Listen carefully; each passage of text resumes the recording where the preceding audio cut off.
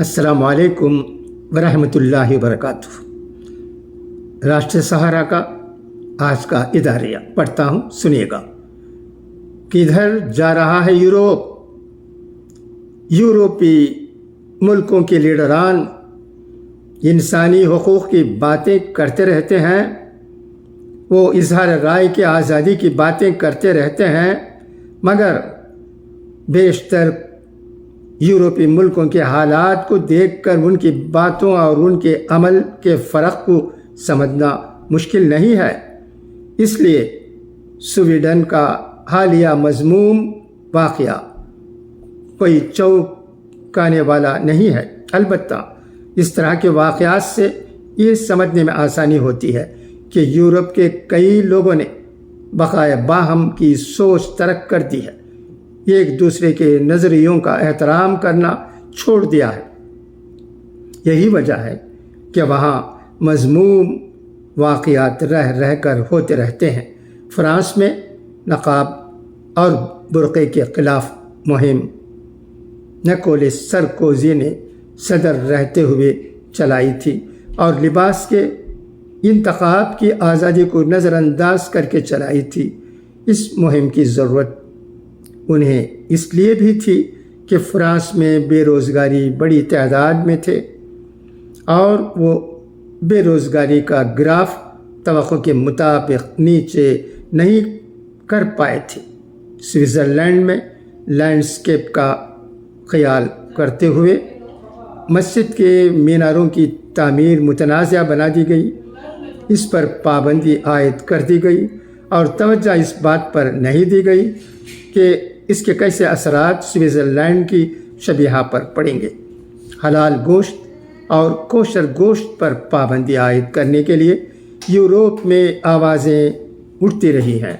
मज़मूम खाकों का मसला यूरोप में एक बड़ा मसला है जो एक से ज़्यादा बार सामने आया है।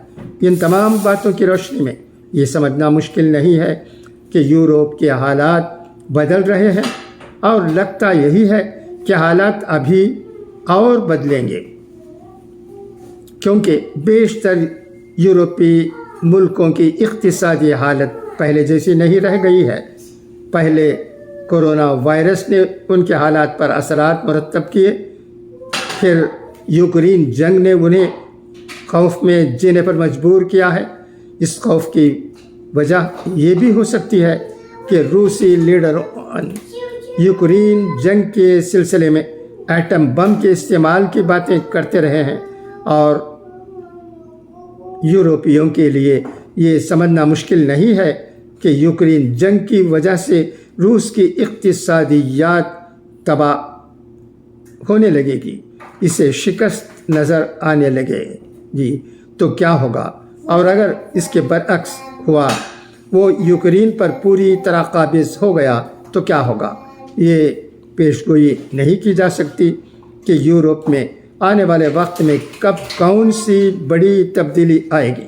अलबत्ता ये बात कही जा सकती है कि हालात बिगड़ते हैं तो मजहबी इंतहा पसंदी सर उभारने लगती है, सियासत इतनी अंदाज में होने लगती है जैसी सियासत दूसरी आलमी जंग से यूरोप के ही मुल्कों में देखी जा चुकी है।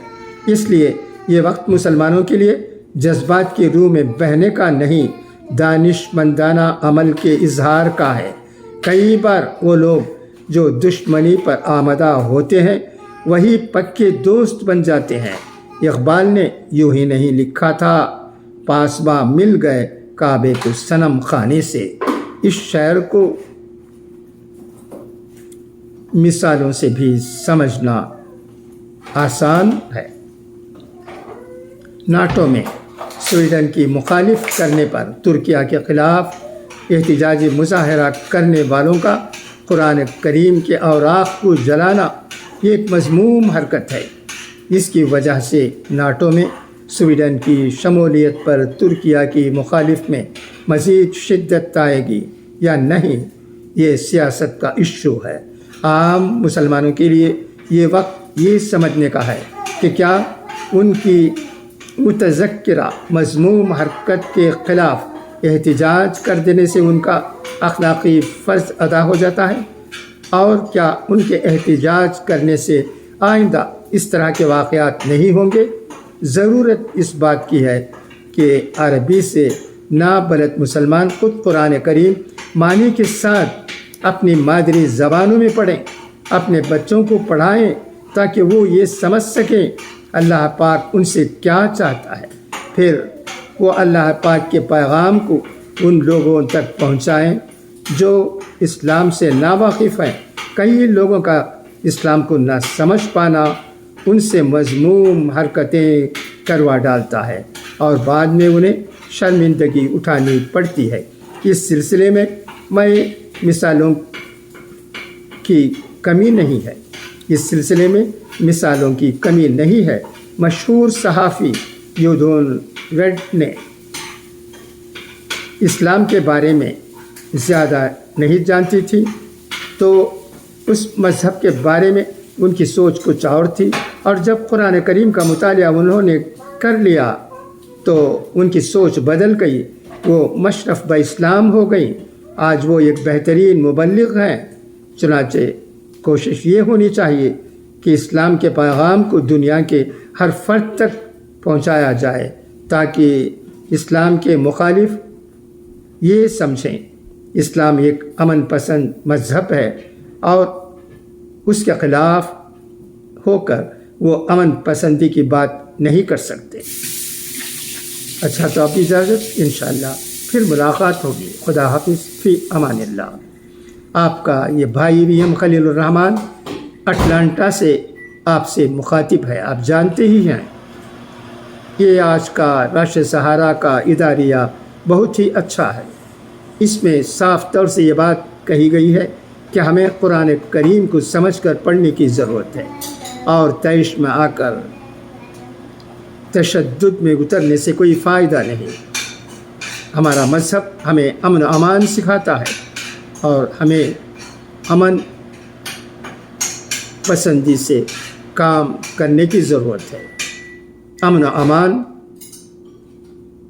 کو ہمارا طریقہ زندگی بنانا چاہیے۔ خدا حافظ۔